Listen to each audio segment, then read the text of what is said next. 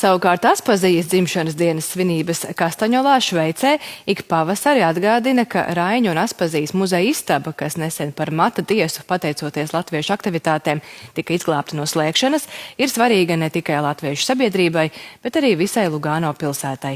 Šogad pilnā zālē kopā ar Aspazijas 161. dzimšanas dienu nosvinēta arī Itālijas latviešu kora Saule 10 gadu jubileja, kā arī klajā laists ceļvedis, kas palīdz izzināt Raiņu un Aspazijas gaitas Lugano. Vairāk stāsta Ilze Kalve sadarbībā ar Latviešu.com.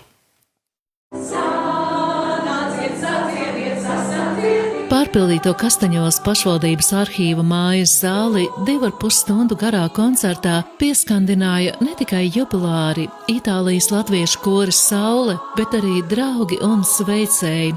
Frankfurtas latviešu sieviešu koris Silava un Dienvideiropas bērnu folkloras kopa Ābolīši.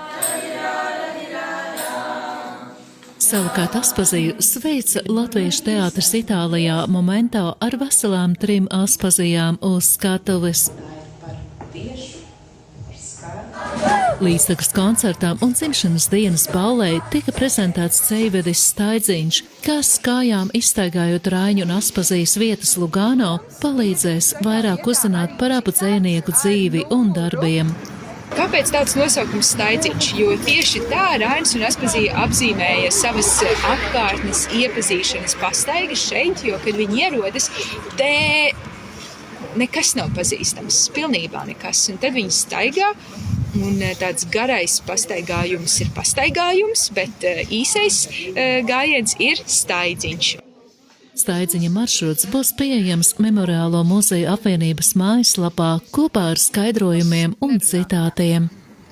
To mēs ar Aspaziju ejam gandrīz ikdienu, gan vajadzībās. Man ļoti patika, ka Staidziņā mēs varējām katrs lasīt citātiņus un arī klausīties, kā pārējie lasa citātus. Un tas bija ļoti laba ideja un ļoti jauks pasākums. Rainī īsos tekstos ir ļoti daudz vieduma. Viņi gribētu, lai jaunākā paudze arī sāktu iedziļināties, ka mums pašiem arī ir viedi vārdi kādam dzejniekam nākuši.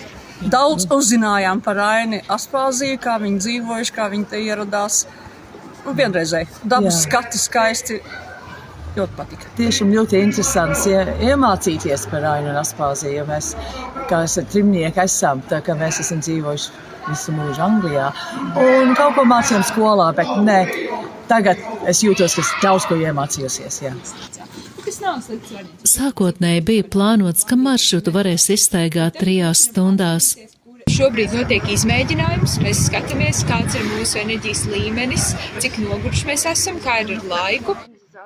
Pēc 9 kilometriem un 5 stundām nācās secināt, ka visi ir izpadējušies un nosaluši. Tādēļ kopīga Staidziņa pabeigšana ieplānota nākamgad. Tikmēr katrs pats 3 varēs baudīt glāznēno Lugano apkārtni, izstaigājot vai nu visu Staidziņu vai tikai daļu. Ilze Kalve, Latviešu.com, speciāli Latvijas televīzijai.